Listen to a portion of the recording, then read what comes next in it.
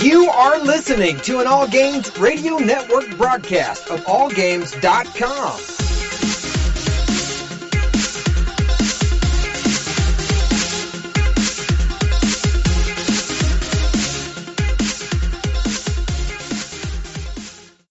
Hi, this is Normie from Knuckleballer Radio and Zombie Cast, and you're listening to one of my favorite shows on the Geeky Antics Network. Don't forget to check out the rest of the gang over at geekyantics.net. Warning, there might be rants and food ahead and possibly inappropriate behavior. Don't tell anybody though.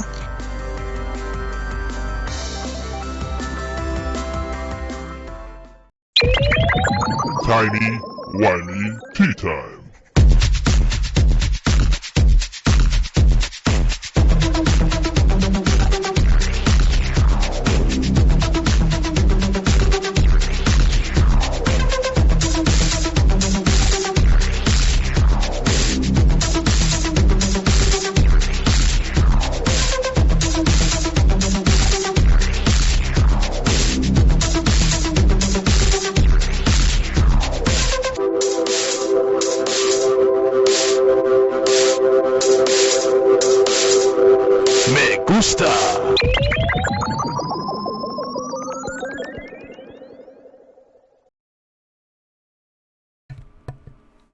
Greetings and welcome to Timey Wimey Tea Time, where friends gather to talk about all things Doctor Who, sci-fi, fantasy, zombies, creativity, and geekdom as a whole. Before we get into all our usual spiels, our what little script we have, some introductions. This is scripted too, so I lied. But I'm Yomar Lopez, known throughout the interweb and sometimes the Whoverse as YogiZilla. Friends IRL call me Yogi, just plain old Yogi. It's a true story. And as our old friend Stan Farina has been known to say, I'm a gamer, a dreamer, an author of silliness, a disgruntled techie, a wild-eyed entrepreneur, and a fistful of happy emotion kinds of sunshine. I ride into the battle upon a glittering My Little Pony. Out of my mouth come laughing swords of peppermint and ginger. Above all, I hope that we can become friends as we embark upon a journey through time and space, the human condition, and merriment/bantering. So as I said last episode 39 of TWTT, and we're celebrating milestones. August 14th, 2014. Yeah. Wow, doesn't feel like that long ago. Was when we when we started the show officially. So August 14th, 2015, we marked our 1 year anniversary. Now we've been going bi-weekly for a while now. It doesn't feel like that, but it sure is. Now I would go weekly, but you're doing it solo. I know long term, as much as I could talk about Doctor Who, The Walking Dead, and all kinds of us video games on a weekly basis, and still have stuff to talk about. I worry about the quality when there's so much going on. I like to have enough time to prep and kind of make the episodes a little beefier. So the bad side about that is packing 2 episodes of Doctor Who together. It's rough. So we're gonna try to go through it. I think episode 9 and 10, Sleep No More, and Face the Raven, respectively.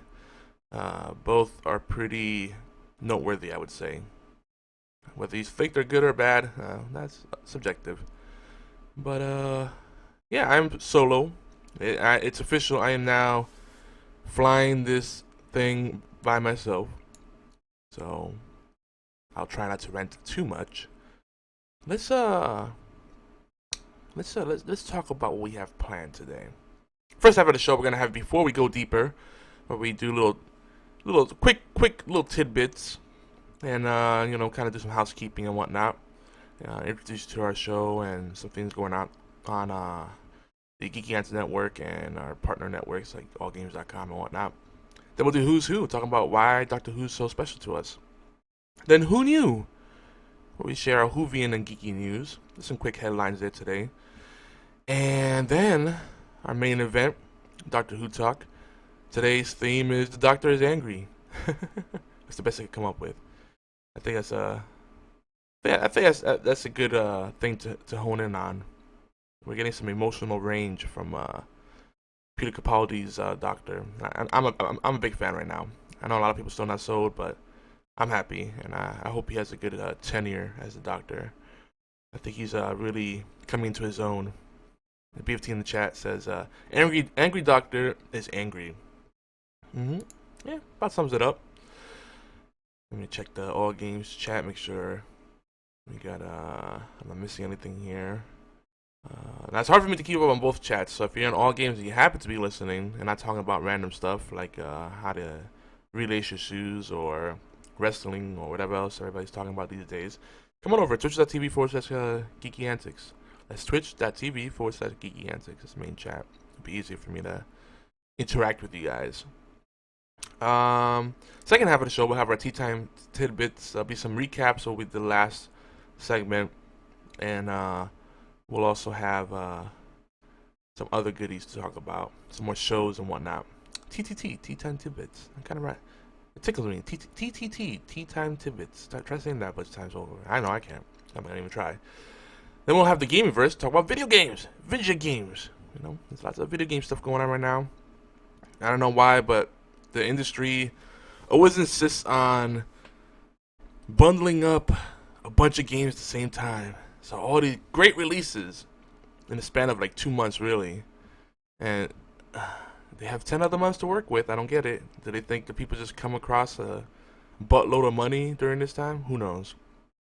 I guess they're assuming people have a lot of friends and family that are gonna get them gifts. Which is kind of a broken system, because someone gets you gifts, you usually have to get them a gift back, and then it's like, well, I could have just bought that for myself, and then get what I actually wanted. Yeah, I love the spirit of gift giving. But if you think about the way we celebrate Christmas, at least in the States, it's very commercial. It's more forced reciprocation. It's not really in the spirit of generosity. Like someone may say, "Hey, I'm giving this gift. I don't want anything in return." But if you don't get anything in return, they feel. I think eventually they'll feel bad if they keep doing that and nothing gets sent back their way. So that's my theory, at least. Then we'll have our community interconnect. We'll have some chat feedback, maybe some sponsor plugs, and then we'll have our outro and shoutouts. And that's pretty much it. Pretty much the same format every show. We deviate a little bit with the banter, but that's it. So before we go deeper, folks, quick reminder: we do run a clean show here. No swearing, at least. We might have some adult themes, but we try to keep it pretty family friendly. So please do bring your family, and you can be introduced to not just Doctor Who, but different fandoms that we're into, video games and other goodies. We're always looking for streamers on our Twitch channel. Geeky Antics is our team page, and we're also doing stuff with UCL. The new page is actually Unified Combat. Make sure I change that in notes so I don't forget. Not Combat the Great, though. That Combat the Great might be part of the ecosystem, or it might just, I don't know, might be an individual channel. We'll see how we're gonna work that in. And if you missed it, the beard was not saved. Obi's beard was not saved. If you want to know what we're talking about, geekyantics.net/Obi's beard. He did not do a good job of sharing that stuff on social media. You gotta hustle it. You gotta really get in there, you know.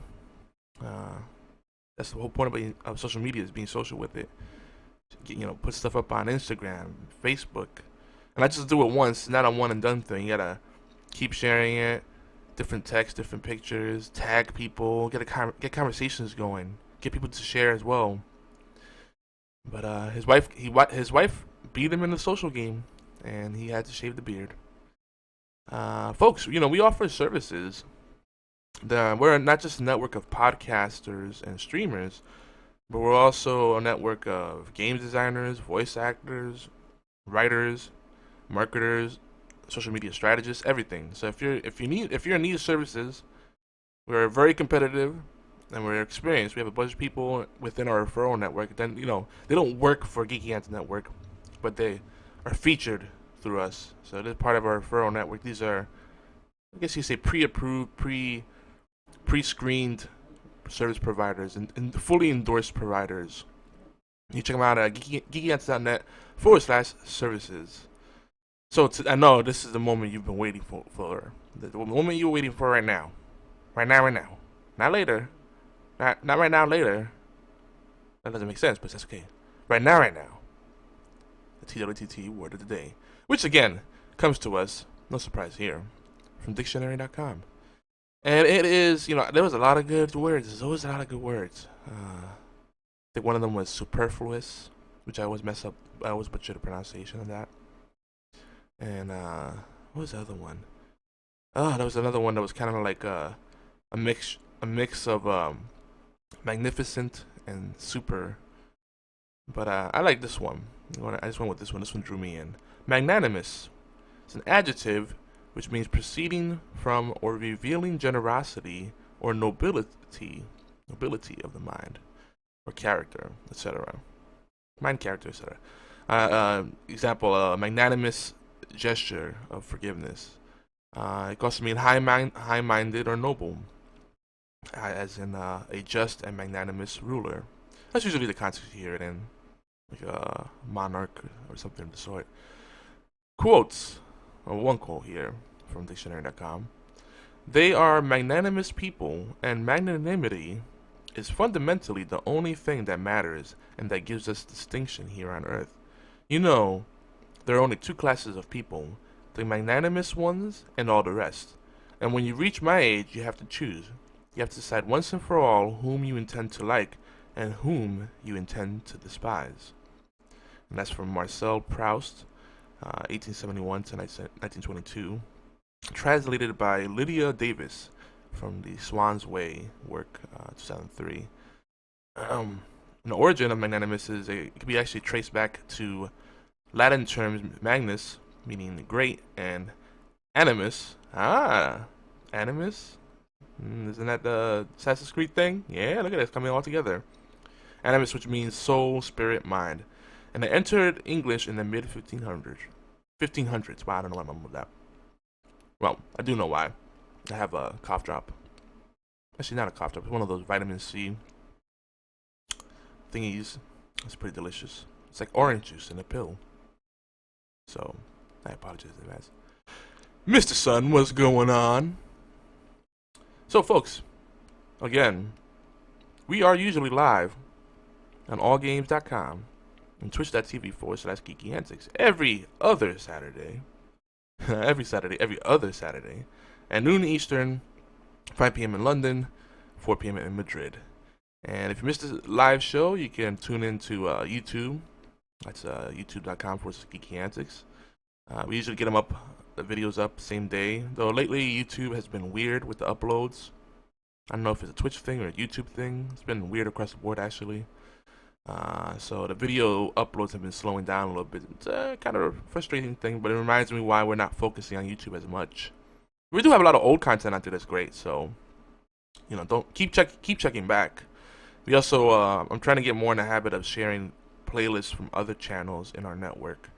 So you could check out some other people, like the Worst Radio Show, or the now defunct Pixelated Pints. What else is up there? Gaming Death, they get up stuff sometimes. I'm trying to tell Chris over at Gaming Death to do more highlights of their gameplays and get them up on YouTube. Because if you have content, repurpose it and share it everywhere you can, so that content can give you exponential returns. You can't just create the content and put it in one place. Get it out everywhere you can. Share it everywhere you can. That's repurposing content. And then if the content's too long or too short for the medium, for the platform, then you tweak it a little bit and you're truly repurposing it and getting more value out of your hard work. That's efficient. Also, if you want to see more about more stuff that we talk about, more content related to our show here, you can search Twitter for hashtag TWTT. That's Time Whammy Tea Time. For links to our latest YouTube uploads and thoughts about Doctor Who, video games, kind of random stuff, sci-fi, fantasy, and everything tangent thereof. Now, word of warning: the other shows on our respective networks may not be age appropriate, or dare I say, your cup of tea. Real quick, just a reminder: leave us comments.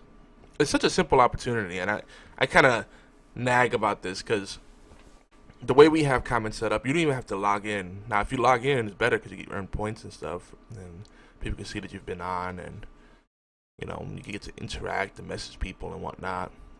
But it's just a simple thing. You can just leave it on anonymously, and just say send some words of encouragement. And the thing is, I know people are reading stuff and they have thoughts on it, because they'll private message, they'll Facebook message, they might do a Facebook post about it, they might talk about it on their podcast, or worse, they'll send an email about it, or talk about it on TeamSpeak.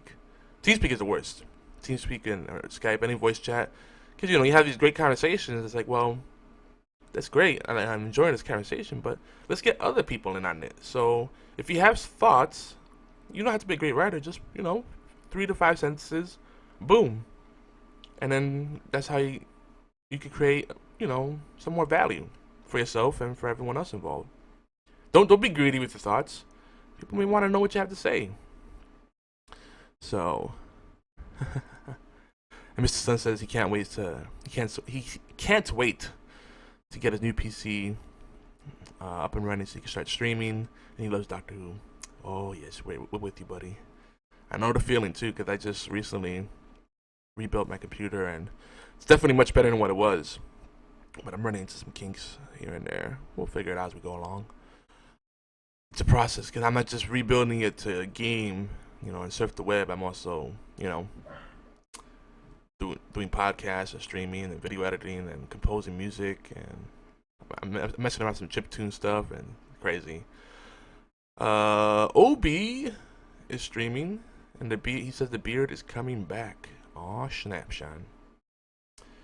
I saw, speaking of OB, I saw a collection of Focus Entertainment games, which includes Blood Bowl Chaos Edition. It's like $149 worth of games for $29.99. I think something like that. It's $24.99. It's a really good deal. So, and my iPad is blowing up, so let me hide that somewhere. So,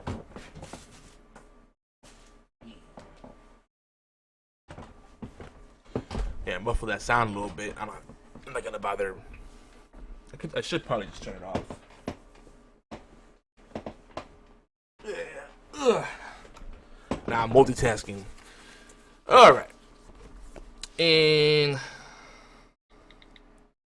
I thought there was a way to just easily turn off the iPad notifications. And the only reason I use my iPad sometimes more than my Android tablet is because, there's apps on here can't get on Android. But it works both ways. But, there, I turned it off. Much better. I do like my Android tablet, though. I got an old Galaxy G Tab, Samsung Galaxy G Tab. Anywho, who's who? Let's talk about why we love Doctor Who. So yes, we are still very much a Doctor Who fan cast, and Whovian Fun is a big part of Tea Time. But we would love to hear about your classic Doctor Who episodes or news items that you'd like us to cover. Just email us or tweet us, TOTT@geekyantics.net, or geekyantics at geekyantics on Twitter, or #TOTT. But why do we always go back to Doctor Who? What makes it so special? Let us, allow us to share our passion with you. So if this is your first encounter with Doctor Who, here's a brief intro. Doctor Who is about a man-alien/alien man who travels all of time and space in a handy blue box called the TARDIS. It's a spaceship, it's a time machine, and it's bigger on the inside. It also translates languages, functions as sort of IV unit. It's a living entity. It's sentient, and it's got a pool. That's probably telling you too much, though. Doctor Who universe spans over 50 years of content, including TV shows, movies, audiobooks, comics, even puppet shows, and of course video games. Can't forget video games. The series has had many heavy hitters write for it too. I think of Douglas Adams and Neil Gaiman in particular, so it's kind of a big deal. So we've often heard some blurb about how Doctor Who is silly nonsense, and the foremost is true. It is silly. The nonsense, not so much. There's certainly some continuity issues and plot holes, but I mean that's to be expected. Over 50 years of content across all media, it's gonna happen. But the point of it, I think, the point of any fictional work really is to suspend your disbelief and just have fun with it. Especially with Doctor Who, it's a fun show. If you just get lost in it and try not to think about so much how everything connects with each other, you'll enjoy it. And perhaps maybe just enjoy it more episodically than look at overall arcs, because that could be a little more difficult to do. Like try to look at the works collectively, and then seeing how the dots don't really connect. It can be frustrating, but other than that, it's great. I'm loving it. I'm still enjoying it as much as I did many years ago. So we welcome you. We welcome you and invite you to get lost in the magical sci-fi Whoverse. You know, not many people could do sci-fi and fantasy together at the same time. Doctor Who and Star Wars, I think those are the only franchises that have been able to do it as far as I'm concerned. Mr. Sun says that he likes the 9th, 10th, and 11th Doctor. Yeah, no one seems to like Peter Capaldi. I like Peter Capaldi. 9th, of course, Chris Eccleston, who could have been great if he had a longer run. But Stephen Moffat kind of messed that up. They had their differences, so it happens. Then we had the 10th, David Tennant, which is, I think, the universal favorite of the new Doctors, at least. And then the 11th, Matt Smith, which was a Doctor that surprisingly grew on to me. I gotta say, I really appreciate him, especially now more after the fact. Let's realize this isn't lined up properly. I'm messing with something on Twitch. This is when my OCD kicks in. There we go. Boop. That looks better. I like things centered. Right now on the Twitch video or the YouTube video, depending on how you're getting us right now, you're seeing the Matt Smith cat with the bow tie. The 4th Doctor, Tom Baker, that's my favorite of all time. Heck yeah. I mean, I have love for other Doctors, but Tom Baker, I think, is, when I think of Doctor Who, that's always going to be the first one that comes to mind, the definitive Doctor. Patrick Troughton is okay. Some people love him. John Pertwee, I liked a lot. And John Pertwee's son, Sean Pertwee's on Gotham, fun fact. And there was something else. Oh, someone else from the Doctor Who franchise was on Gotham. Michelle Gonzalez, I forget what her last name is. Gonzalez, I think it is. AKA Missy. Good times. So now it's time for a Who Knew, or a Whovian / geeky news segment. Some quick headlines here. So Rainbow Six Siege Open Beta is here on PC, PS4, and Xbox One. A little weird. It's on the weekend before the release. Game releases on... Oh, whoa, not even... Yeah, the weekend right before the release. It releases... Wow, it didn't even hit my mind. The game comes out officially this Tuesday. That's right, December is already coming up. Yeah. Huh. And I think the beta's going through the 30th or 29th. So, I guess they want to just tease more people. I'm a big fan of the game, so... Mr. Sun said that he's started watching with the 9th Doctor, so he's not a fan of the old ones. Yeah, you kind of have to grow up with them, so I can appreciate that.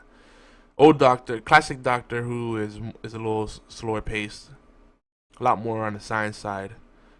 You gotta really stick with it, and then typically they had 4-episode story arcs, so you had to really. It's kind of a slow burn, not for everybody, but I love it.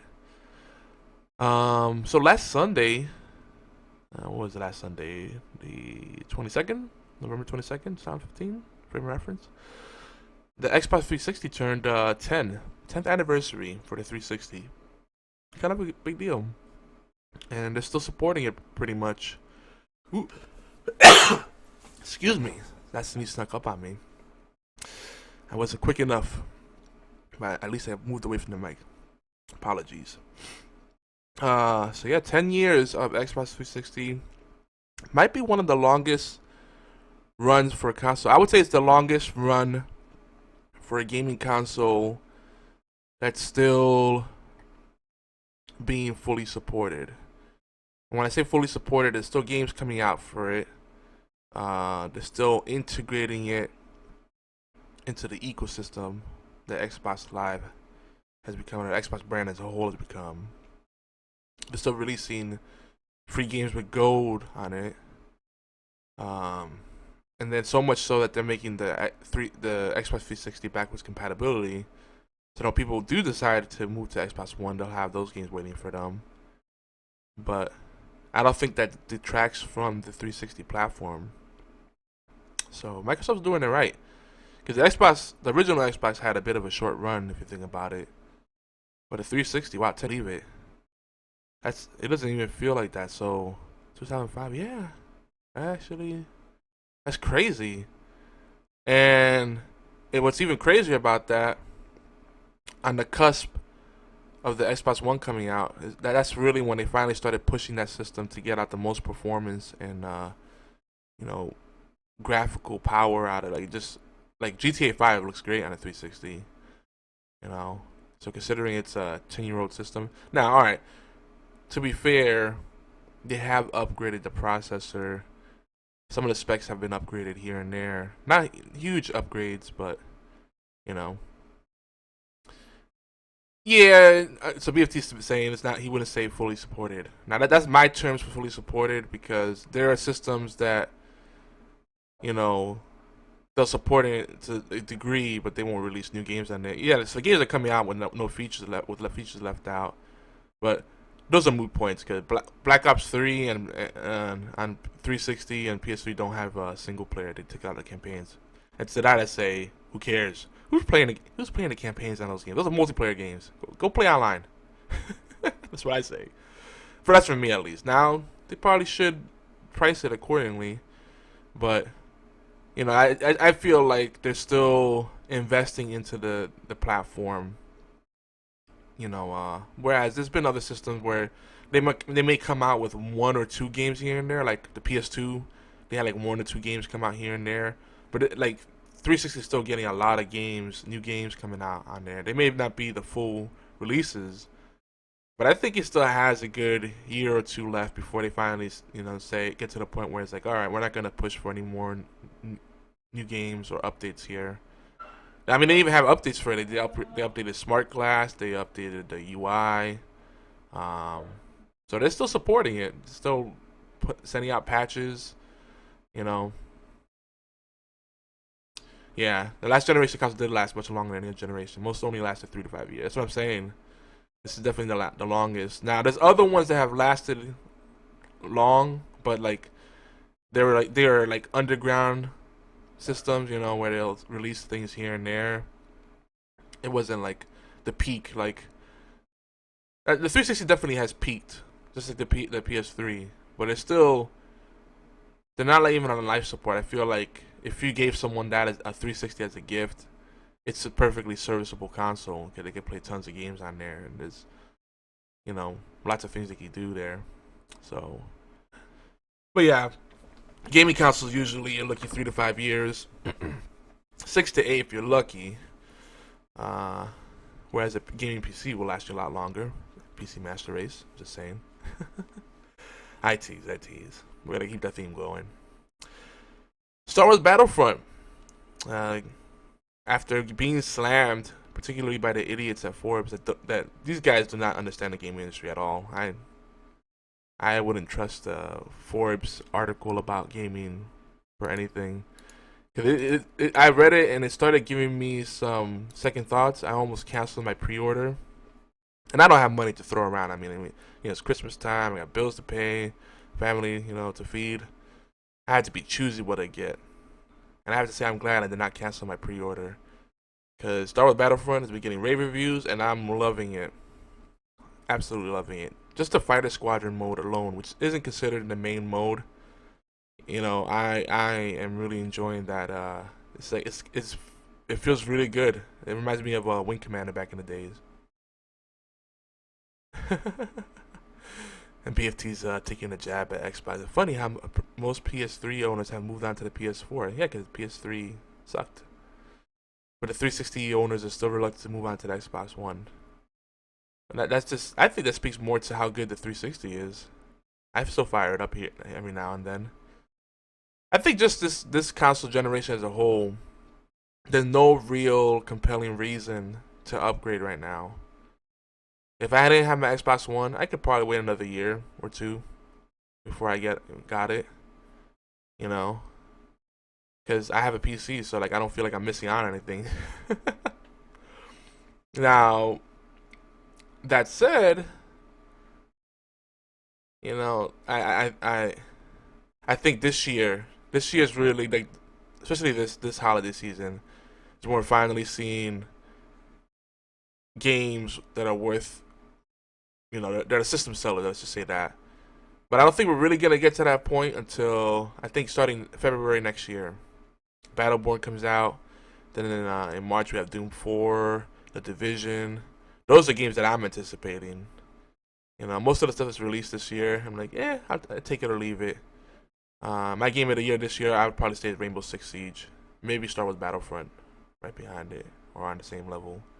It's hard to tell right now, but I'm loving Rainbow Six Siege. That's the type of game I love. People saying, "Oh, whoa, not Fallout 4? Fallout 4, oh, I can't wait to play it." But that's too much of a game for me right now. I value what little free time I have, and I just can't commit to that kind of game. It's got crafting.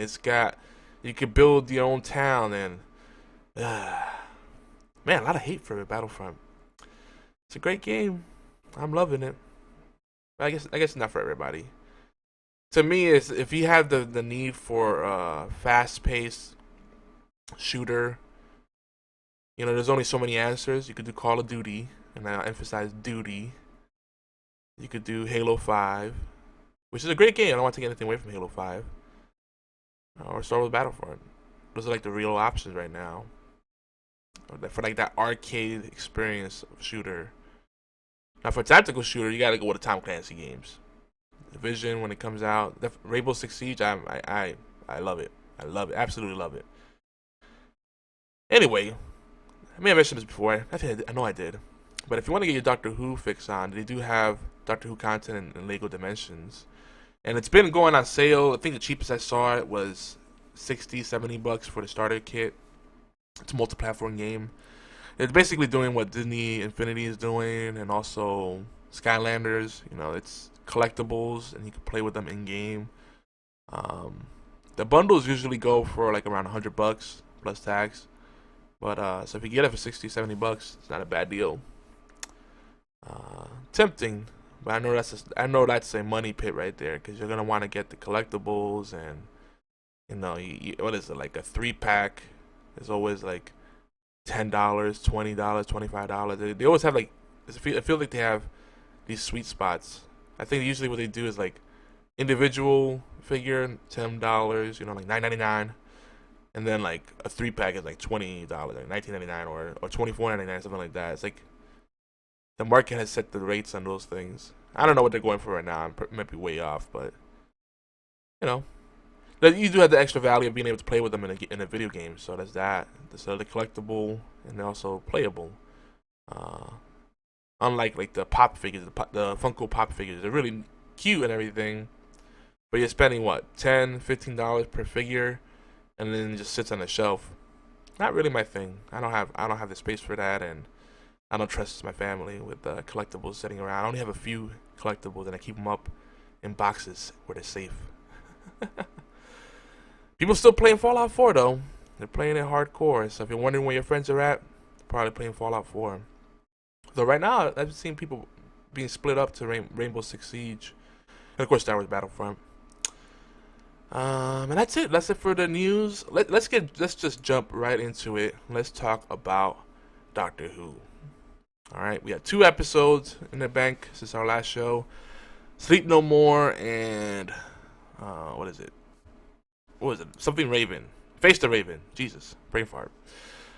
So, Sleep No More, directed by Justin Molotnikov. I'm gonna say like, let's just say Justin M. And written by Mark Gatiss, which a lot of people call him Mark Gatiss, but I've confirmed it is Mark Gatiss. Now, that already put people in a defensive position, because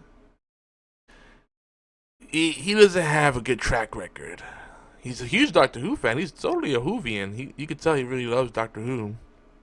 But what's the last big one that he made that people hated? He did last season. He did Series 8. He did Robots of Sherwood, right? Or was it Robot of Sherwood? Robot of Sherwood. That's right. It was singular. Total foreshadowing. And I think he did. What was the one with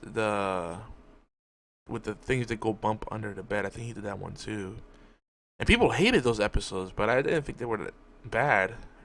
Maybe not great, but they weren't bad.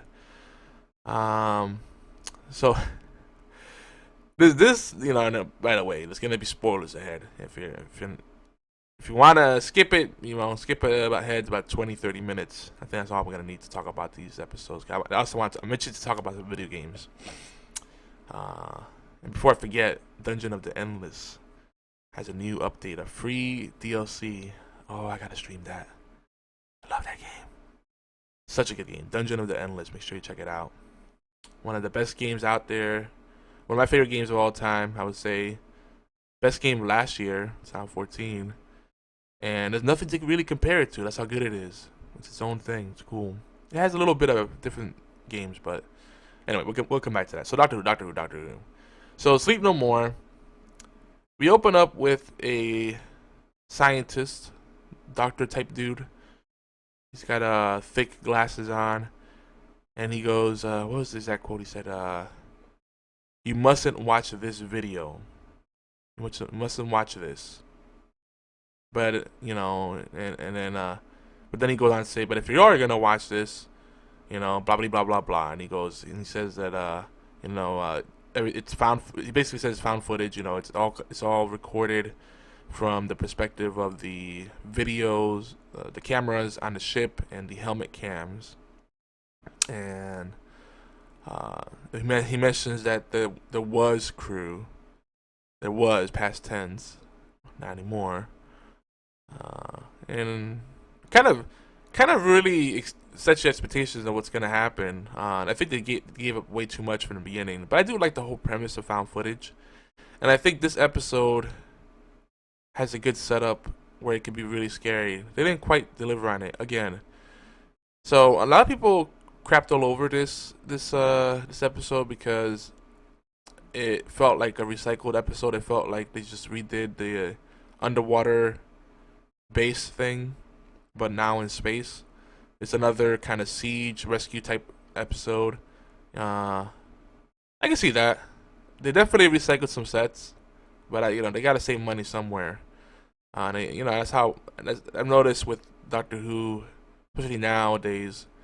They'll recycle sets and save their budget dollars for like the first few, maybe the first few episodes and last couple of episodes, and that's definitely what we're gonna do this time around. It holds true, and then I'll have maybe one or two in between that'll really surprise you. Like, wow, they really invested in that. Another thing, this was not a 2-episode story arc, and I think they did a little bit of a disservice there because they had a potential here to do more with the story. We'll get to that in a second, though. So the whole premise is kind of crazy. Booger monsters. I booger monsters. Kind of creepy if you think about it. Because if you think about it, like eye boogers. Imagine if your little crusties turn on you. That's not cool. No one wants to think about their waste material coming back for them. There's a lot of cool moments in this episode. At first, Clara thought that they were in a Japanese space restaurant. And she asked the doctor, "Oh, did you take me to a space restaurant?" And he goes, "Oh no, I would never do that." And he assures her, that he would never do that because, he would never use the word space in front of something. So if you're in space and you're in a restaurant, it's not a space restaurant. It's just a restaurant, and they'll call it whatever the restaurant is, whatever it's called. You don't put space in front of words to make it futuristic or prove that it's space. And he said, so you making a whole stinker. There was a whole kind of diatribe about how it doesn't work that way, except for as we see Clara mentions spacesuits, and then later on space pirates come up, and she goes, "See, Doctor, space pirates." So there's a lot of cool callbacks in this episode. I think the dialogue is really strong. I would say the dialogue is really really strong. they're caught. They're kind of snooping around, and then finally get caught by the crew, who's there on a rescue mission. And the doctor uses psychic paper, classic. Flashes his badge, and they go engineering stress assessors. And so the leader, I think her name is Commander Nagata. She's officer second class, and they make a point. Like, what's interesting about this episode is that they introduce all the characters of the crew, the rescue crew, as in like a video game format almost. Like they zoom in on their face and have like this digital overlay, like describing each person. You have Deep Ando, Commander Nagata, 474, which is grunt that's bred for combat, and who's the other person? I don't remember. Chopra, right? I think that's everybody. I'm missing someone probably, but some people found it really cheesy. I thought it was cute, so. But they did make it, the reason I brought it up is because they kind of mentioned this bit about how and this is all part of the kind of opening video. He's introducing the crew, and he goes, Commander Nagata would kind of stumbled into a leadership position due to circumstance. So I wonder what happened there. Like, did someone die so she got into that position?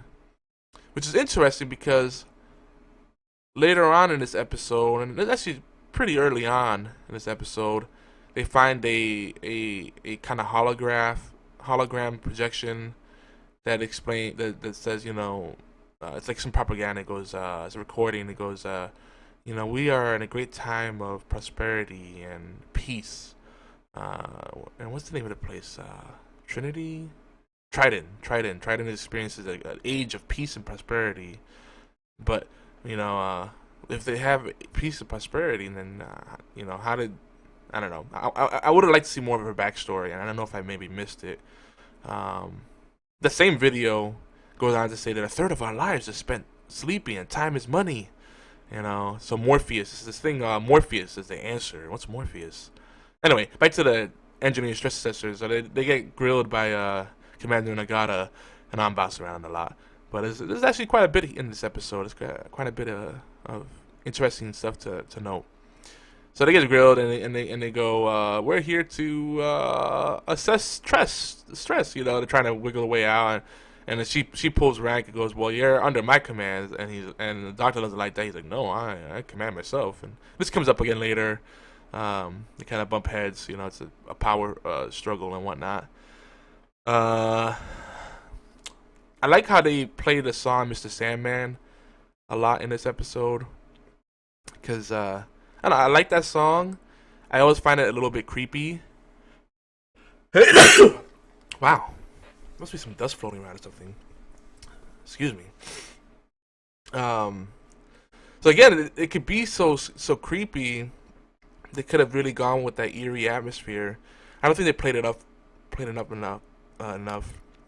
I think Doctor Who, they're scared to go there like all the way. Like they kind of go there sometimes with like Weeping Angels and stuff, but then they kind of wuss out.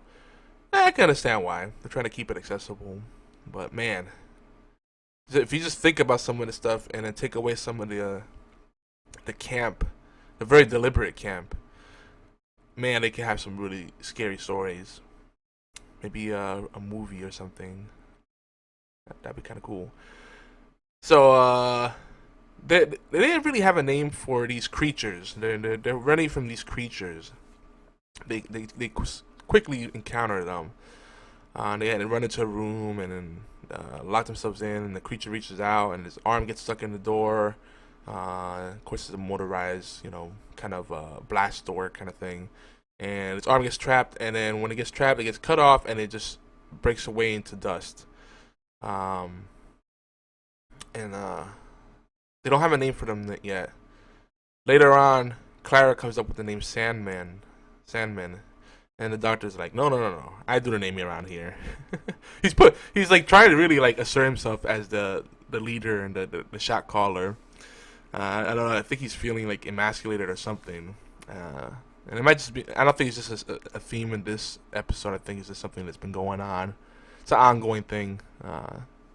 Ever since Peter Capaldi's come around, he's kind of a former shell of himself. He's trying to prove himself, and make his point everywhere he can. I think at this point, and again, I'm not really going in chronological order. At some point, Clara accidentally gets sucked into this machine that has tentacles, and they probe type things, and they get stuck on her. She goes in there for a few seconds. It feels like maybe a minute. She comes out. She feels well rested, and then come to find out that that's Morpheus. And the video. This is where the video actually pops up, the hologram and propaganda about how Morpheus will fix everything because we won't spend a third of our lives sleeping anymore. And the doctor's appalled by that. And Clara doesn't like it either. One of the crew members, Chopra, he doesn't like it either.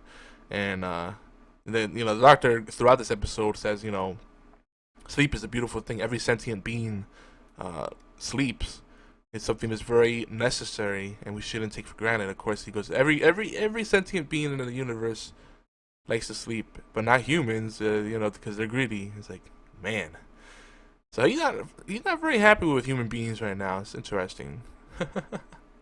Because you would think he has a love affair with humans, the way he's always coming back to Earth, but I guess not. I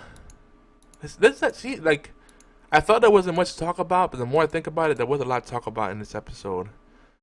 Anyway, the doctor starts piecing everything together pretty quickly, and he goes, he notices that he kind of correlates the fact that these creatures are appearing to the fact that Morpheus is compressing sleep patterns, compressing the entire process into just a short bit of time, which apparently creates excess sleep dust or eye boogers, and then somehow they're being fused with energy that's being created by this machine. They didn't really get into the inner workings of it, so, and I don't bother really trying to figure it out scientifically. I just let it go. I'm like, yeah, okay, sure. It's a creepy premise, because they're doing something that's an abomination. They're creating abominations. The whole process of Morpheus compressing, an 8-hour. I think they were compressing 8 hours worth of sleep into 8 seconds or something silly like that. And actually, it turns out that the Morpheus machine they have on the ship is a Generation 2 one. It's in beta testing, and apparently that's why it has this weird side effect. So basically what it turns out, these creatures are being created from the eye boogers, and we don't know how they kill people. We just know that we just see them cornering people. Oh, I love this whole sequence of events. Deep Ando gets separated from the rest of the crew, and he's caught out there, and you see two things kind of walking through the dark, and he's trying to go through a door, and the door talks to him. The AI talks to him and says, hi, Deep Ando, or Officer Deep Ando, whatever his rank was. No, he wasn't an officer. He's a general or sergeant. I don't know. But she goes, Deep Ando, and said, oh, sure. But first, sing me the song. He's like, which song? He's like, you know the song. They sang it during blah, blah, blah, blah, blah, blah. They have different, weird alien words for Christmas. And she plays it. It's a bum bum bum bum bum bum bum bum bum bum bum bum bum. Mr. Sandman, bring me your dreams. Bum bum bum bum. I love that. I don't know why I love that so much, but it just cracks me up. There's another movie. There's a few movies that had. There's some horror movies that had that song in there. I can't think of them. Which one is it? Is it Halloween? No, is it Halloween? But it's just a great song. I don't know. It's catchy, but it's also kind of creepy at the same time. It also reminds me of Fallout 4, or just Fallout series, how they take 1950s kind of music around that era, and then they play it in a futuristic environment. It's something about that is it gets under your skin in a good way or a bad way. I don't know. Depends who you are, what the circumstances are. So anyway, he starts singing it, but then he doesn't really sing all the way, and the door finally lets him in. The AI that is, opens the door for him. And you see the camera switches, and you see him enter, and he doesn't notice there's a creature, one of the creatures, right by him, by where the door is. And he just walks up to this big window to look at the outside. He's looking at space. I think Earth was in view, and he puts on he projects something out of his helmet to get like a map, a grid map. And yeah, he turns around and the creature's right there behind him, and that's it. We don't even hear him scream, but we assume that he does. Anywho, one of the interesting things in here, some people said they really saw this coming and weren't surprised. They played a lot of things like they were supposed to be huge twists, but they foreshadowed it so much that most people pieced it together. Me, I kind of just went along for the ride. I wasn't trying to piece things together. I started getting feelings about things, but I just kind of went with it. But one of the big things, I guess the big reveal, is that after Clara gets sucked into the Morpheus machine, we're seeing everything from her perspective mainly. Which is why, the doctor acknowledges when he goes, wait, none of you have helmet cams. So how's this happening? So apparently the Morpheus machine modified her. Okay. Now, here's the thing. I don't even know where to start with this. Now, this episode, man, where do I even go with this? All right, first of all,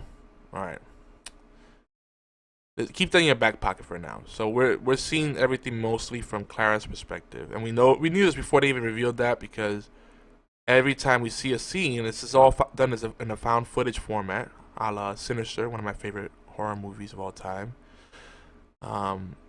We notice because every time Clara is in a room with someone, we see everybody but her, but we know that she's there. So she's always the common factor there. All right, now there's a lot of stuff that happens in between, but the main thing is they try to build us up to a twist where we find out. All right, first of all, the gravity shields start deteriorating. The creatures, the Sandmen, we'll call them Sandmen from now on, even though the doctor didn't like the fact that Clara started trying to name things. He said that's his job, but he liked the name anyway, so they went with it. But they didn't use it that much. They kind of just threw that, swept that under the rug like dust. Ha ha ha, see? Or like sand. But, so the Sandmen start sabotaging things, right? And the ship, or the space station, whatever it is supposed to be, just getting sucked towards Earth. The doctor says, "Hey, I can fix this," but he needs help, and then the commander is like, "No, I got it." And Clara's like, "No, trust the doctor. He knows what he's doing." Yada yada. The exchange is pretty typical, and he finally does his thing and fixes it. But he notices as they're getting pulled closer to Earth, and the shields are deteriorating further, the Sandmen that are coming close to them are being torn apart. So that's an interesting thing. Like, why would they do something that would harm them, right? Now, I think at this point we're not supposed to know that the Sandmen were behind it, but I think soon after the doctor realized it was sabotage. So they do this whole song and dance, right, to kind of distract everybody. And the doctor realizes, and I really should have watched this whole thing over again. I watched it a couple of times, but I should have watched it again fully, because I feel like I missed something. But so the doctor realizes that he goes to his usual thinking out loud thing, and he goes, "Well, this isn't the real goal. This is all like a diversion. They're creating a narrative. And why would they create a narrative, right? Because basically what I got out from everything was that they try to make it seem like they didn't want, like, it's weird. Like, no, they made it seem like they wanted to get to Earth, right? And that's why they took it down to the dampeners. But it turns out that they didn't have to physically get there, because the video that we saw in the beginning, which they told us not to watch, was actually reprogramming all the viewers, including us, kind of creepy, reprogramming our sleep patterns using the technology and the algorithms, in the Morpheus. So the Sandmen assimilated that, and we find out that the scientist talking to us has been dead for a long time. The guy they found in the pod was actually their leader They're the most evolved of the Sandmen who learn how to assimilate human form.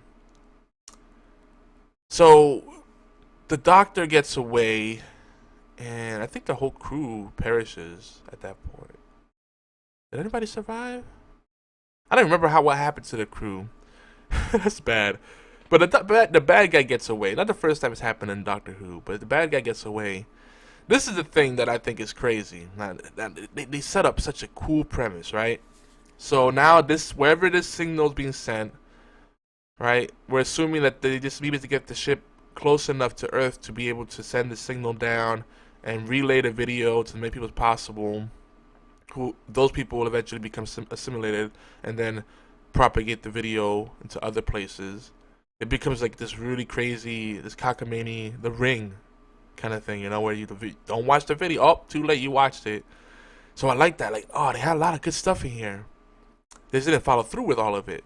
But man, if they follow up, like now, Mark Gatiss said he wants to make a follow-up episode or episodes to this.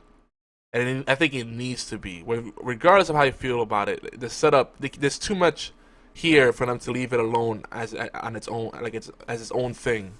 Here's the thing. I'm thinking that Clara was assimilated. If we're seeing everything from her perspective, then technically she's a sand person. Is she like a sleeper agent? You know what I'm saying? Like.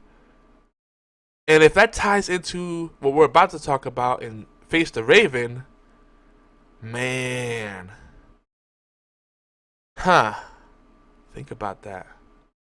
If they can assimilate any form, you see what I'm saying? You see what I'm saying here? So we'll see what they do with that. Because also, you can't let that kind of threat float around unchecked, and I don't think the Doctor ever addressed it. He's realized what their plan was. He caught on. It's like, wait, this is all a stage they're setting up. It's a story they want us to believe, to follow, put together, because it's just a diversion. But the bad guy still gets away, and he doesn't find a way to undo the damage. So there's got to be something more there. They can't just pretend this never happened. It's canon now, darn it. Anyway, let's talk about Face the Raven, because that's the one I know everybody's excited about. Now, this was also directed by Justin M. Molotnikov. I'm going to say that's how it is. Molotnikov. You have to say it like that, like you're drinking water while you're saying it. That sounds terrible, I know. That's racist. It's written by Sarah Dollard. Now, I don't know if she's done other stuff. The name doesn't ring a bell.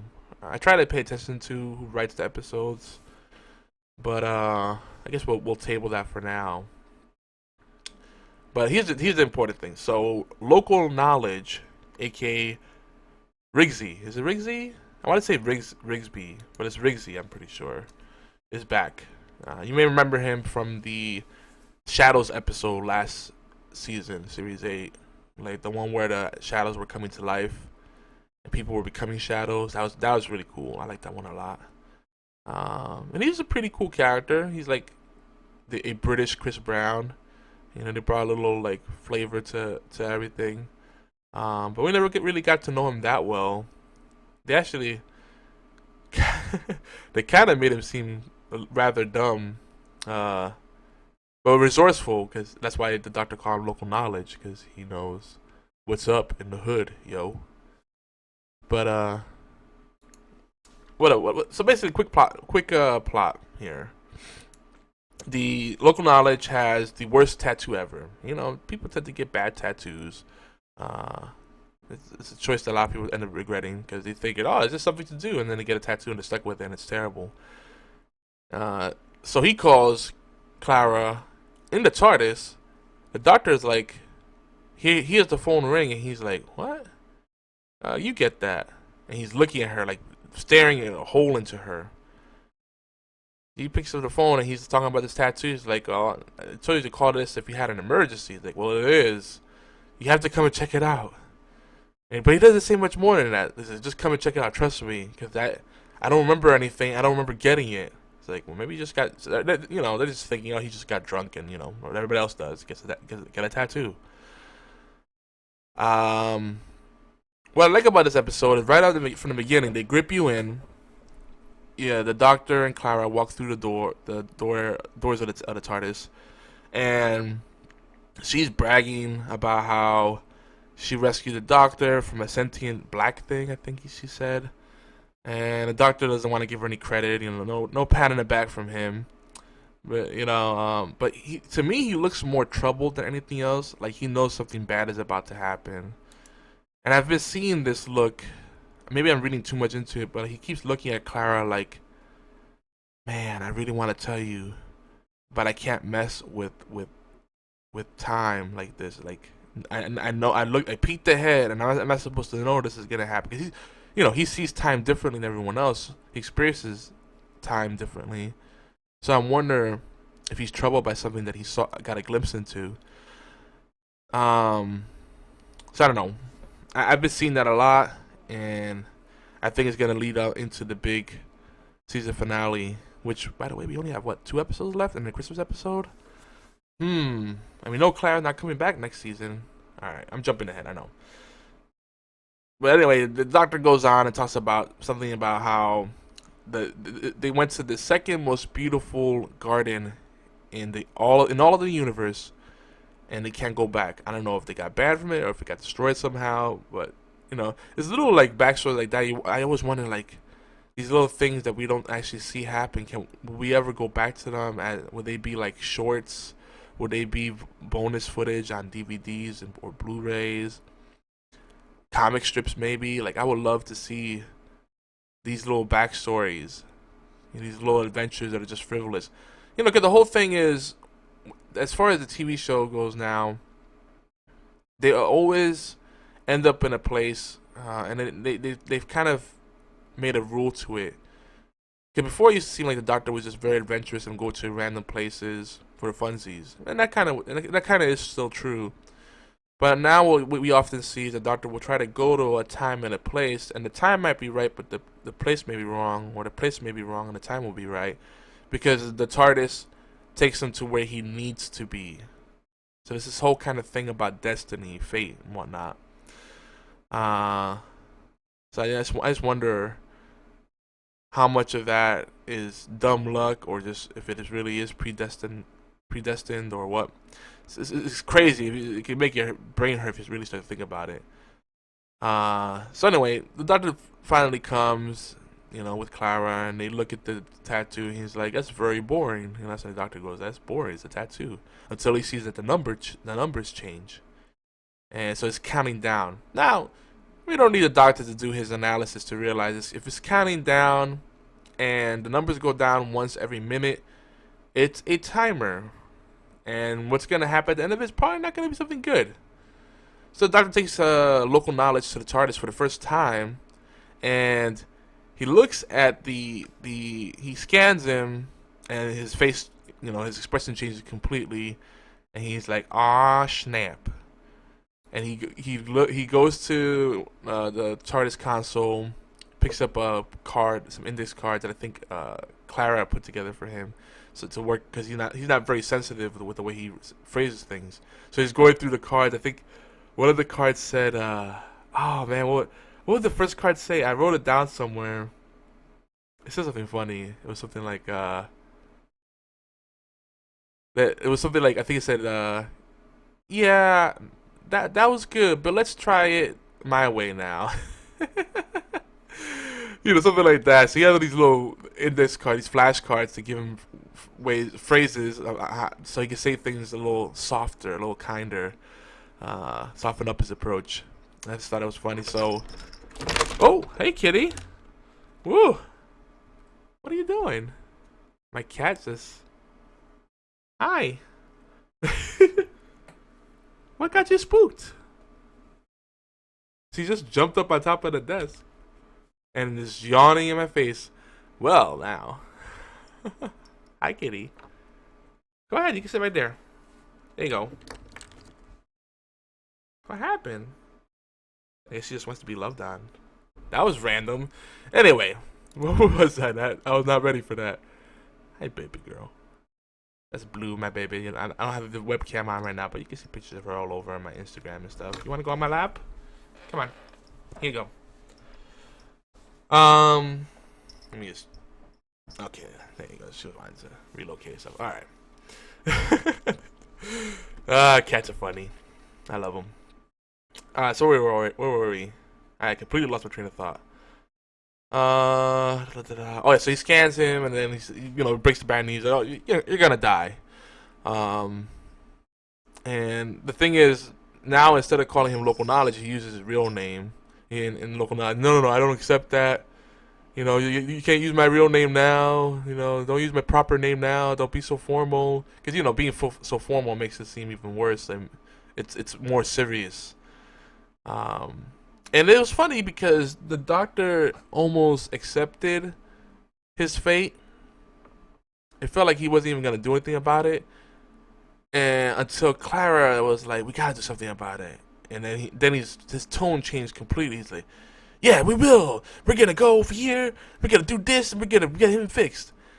So this goes back to what my suspicion that he knew something bad was up ahead, and he wanted to kind of change events.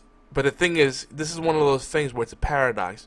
Does knowledge of the future make it so that you bring about that future, right? I think the doctor refers that he there was a thing a few episodes ago, actually, the bootstrap paradox. So I think they've been coaching us all along to understand the events that are going to come. So the knowledge of this, if he intervenes or tries to warn her anyway, like even if he just straight up said, "Clara, if we try to fix this, you're going to die somehow," she might just go, "Oh well, I'll just be very careful." But the thing is, right now, her attitude is like she's seen people die, she's seen the doctor die, she's died a bunch of times, and she's back. She's the impossible girl. She is the true doctor's companion because she's kind of reckless. She throws caution to the wind, and she's kind of frivolous about, life and death situations. And I think she's become like, I don't think she's always was that way, but I think she's just become more frivolous because she's been conditioned and she's had so many close calls. Now it's like YOLO. So my cat's being really sweet right now. So I think that the doctor was hesitant to help him out because he knew that would somehow lead to Clara dying. And that's the big thing here. And I guess the big question they want us to ask is Clara dead? But we only have 2 episodes left, not counting the Christmas episode. And the Christmas episode should count because they could tie things up with that. But I think usually with the Christmas episode, they'll try to introduce the next major story arc and hopefully the next companion. That's the way it's been in the past. Runaway Bride was a Christmas episode. And I introduced Donna Noble. Yeah, if I'm not mistaken, yeah. So, I don't know. We know she's not coming back for another season. She's not doing another series because she's doing another show.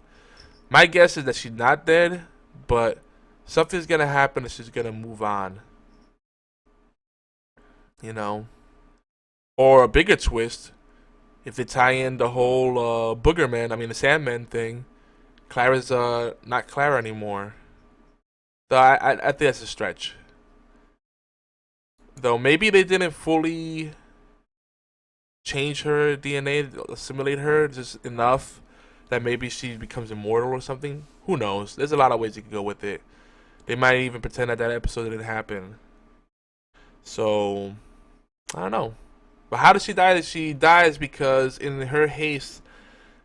Now, we gotta backtrack a little bit. We see a Shilder. She's back. And she, Macy Williams is doing a really good job playing her character because she's an immortal human. She's immortal, but she doesn't have unlimited memory. So her personality changes a lot. And she keeps a journal so she can remind herself of certain things, but she becomes more and more kind of cold. Not evil, but cold. Now, she's an antagonist through and through, but she's not a bad guy. But I almost wish that could become a companion. I know she won't, but it'd be cool to see her as a companion, a young companion for the Doctor. Something where there's absolutely no romantic interest. Well, there kind of is romantic interest there because I think, she's immortal, so technically she's old, but she's a young girl, so it's kind of awkward. She's shown interest in the Doctor. She wants to go on adventures with him because he's the only one that would understand her, and she won't have to see people age and die anymore. And the Doctor knows how that is very well, but the Doctor doesn't like the way she handles things. But he kind of left her to fend for herself, so it's kind of his fault. So I think it's part of the guilt that he's experiencing, and we see a lot of the grimacing, more so than usual, from the Doctor. The other thing is that Me, as she's calling herself nowadays, she's kind of tying up all the loose ends that a Doctor leaves behind, all the messes that he just runs away from. That's what he does. He's a Doctor. So that's kind of the ongoing thing with her. I wonder if she's gonna keep going on beyond this season. It'd be kind of cool, but Game of Thrones and whatnot. We'll see. If we do see her more, I wonder if she's gonna die in Game of Thrones. Oh snap! Spoilers. Usually they don't work on major projects side by side. But we'll see. The time they record will be spaced out, good enough. They should be fine. Plus, Game of Thrones only had 8, 10 episodes a season, so she could pull it off. She could moonlight. She could do other stuff while she's working Game of Thrones. I hope they don't kill off her character. I like her. She's one of the few interesting characters that's still alive. She got spunk. So this whole episode is really cool because they have this a kind of tribute, homage to Diagon Alley from Harry Potter. It's an alien refuge. All the alien outcasts are there. Some of the Doctor's greatest enemies, as Me says, are there. Because they've changed their ways and it's just Me refuge, Me sanctuary. And it's cool because people don't notice it because it's in a side street. It's in a side street and there's what do they call them? Diversion circuits to get people looking and walking the other way and to forget brief moments in time. So people will walk past it and forget they even ever noticed it or been in that area. The Doctor found a way to trick it by, he said, if you have an intense emotional moment or really focus something really hard on something else, you'll notice it because you're not trying to look for it deliberately. It's kind of the way he described it is that it creates an overload for the system to be able to intervene. It's very interesting. He described it better than I can right now. And it turns out that these psychic worms there that help do that, they also project a reality that's contextual. So what you see there is the reality that you would find acceptable. So for us as an audience, we're seeing an old England street, old English streets with street vendors, and everybody looks normal. But it's just fizzing out here and there. We're seeing that all these humans are actually aliens, different races, alien races. I'm bad with the races. They had the Jadoon, the Sotarians. I'm so bad with the races, different names. They had a lot of familiar faces. You'll just go there and be like, yeah, that thing. They have adipose. They should have adipose. That would be cool. But you'll see a lot of familiar. Cybermen were there. Well, a Cyberman was being worked by an alien, no less. And it's just really cool in the atmosphere that's set up here. This wonderful set pieces in this episode. So I understand why people like Face the Raven way better than Sleep No More. It felt fresh, and they brought back a character that people are calling a mini Missy, and I can see that. In some aspects, though Missy's clearly evil and not to be trusted. I think we can trust Me, but she's kind of misguided in her ways. So anyway, the whole thing that happens is the Doctor realizes that what's his face, Rigsy, got that curse put on him, that chrono lock on him from me. She had no idea they knew each other, and there was a punishment because he supposedly killed someone that lived there, and there's supposed to be no violence in this area. Well, he was framed. Okay, so we figured that much. But Clara, in all her haste, she asked around about what she could do, and what happens is before this, she notices there's a old couple, and the old man is begging for his wife to be spared. Or was it the other way around? Was it him? No, the wife is begging for her husband to be spared, and then the wife's offering to take the chrono lock off of him.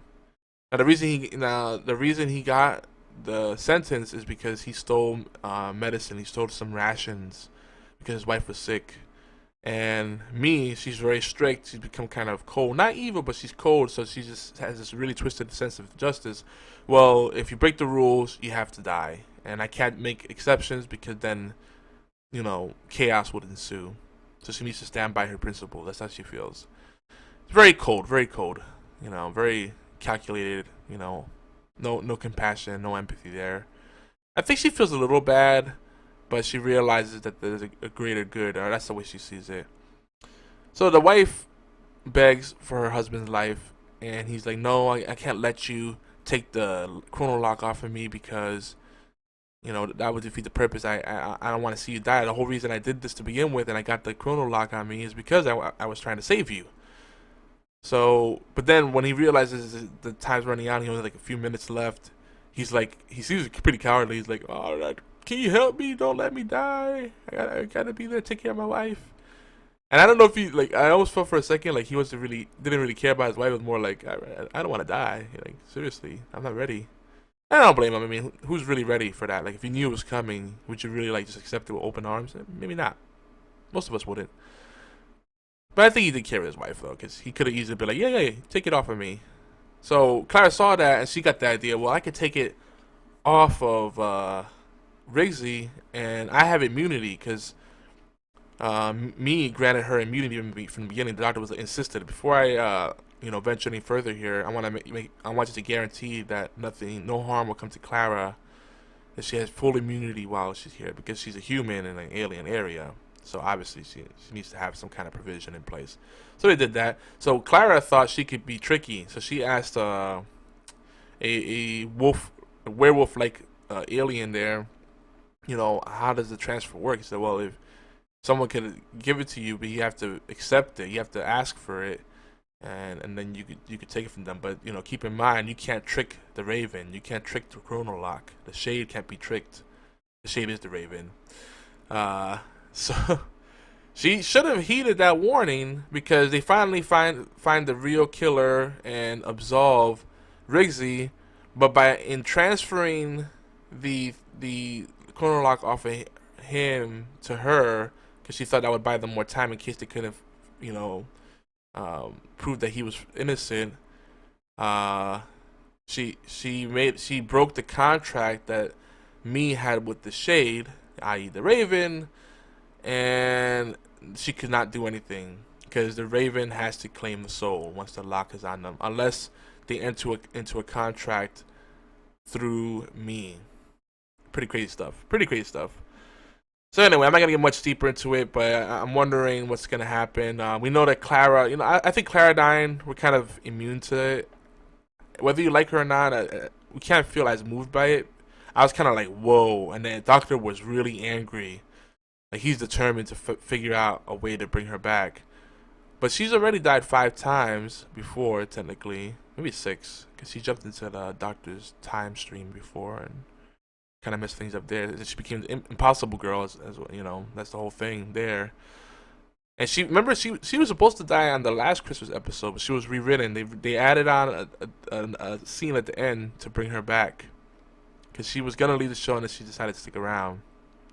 But we have 2 episodes left, directed by Rachel Talalay, I believe her name is, and written by Stephen Moffat. So, him. Stephen Moffat's gonna want to do something grand, or try to at least. Then we have the Christmas episode. We'll see what happens. I'm excited. I'm excited. I'm super excited. Oh, tonight. Oh man, I gotta watch it live. So I'm not gonna be. There probably won't be a gang night tonight. Doctor Who and gang night don't mix. I'll try to be on though. We'll try to get some gaming tonight. But we're actually running out of time. We spent a lot of time talking about Doctor Who. So for tea time tidbits, I wanted to talk real quickly. This is gonna be really small tidbits about a few shows going on: Lost Girl, The Walking Dead, Z Nation, and Heroes Reborn. And there's another one I'm missing. Grimm. I need to get caught up on Grimm. I need to get caught up on the Librarians. From what I understand, season 2 is fantastic, so I need to get caught up on that. Oh, so much. Where do we start? So, Walking Dead. We haven't talked about it much. You know, we were pretty heavy on The Walking Dead, especially when Stan was on the show. But I haven't been talking about it much lately. All I gotta say is I knew Glenn was gonna live, and I'm happy about it. Some people are upset, but who's gonna die next? I don't know. I think Tara and Michonne have had less screen time and less usefulness. Michonne does ground Rick, but I think she's gotten too soft. She's lost her edge, and if she's not a ninja, then she's not useful anymore. So we'll see what happens there. Z Nation, still a really fun show. The definitive campy zombie experience. Oh, Ash vs. the Evil Dead, really fun show. Highly recommend it. Bruce Campbell still has it.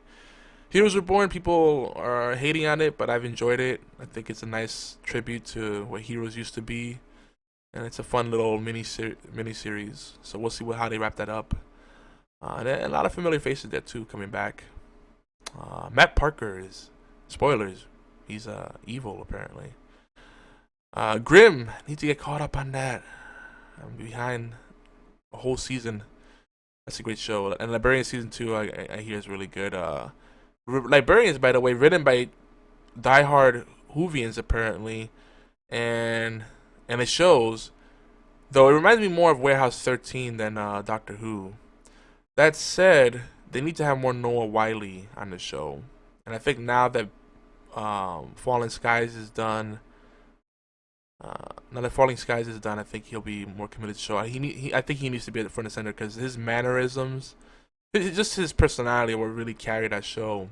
And the fact that you barely see him is kind of disappointing. I don't think anybody else really could carry that show. Rebecca Romijn is great, and she's a great leader, but she's a little flat in comparison.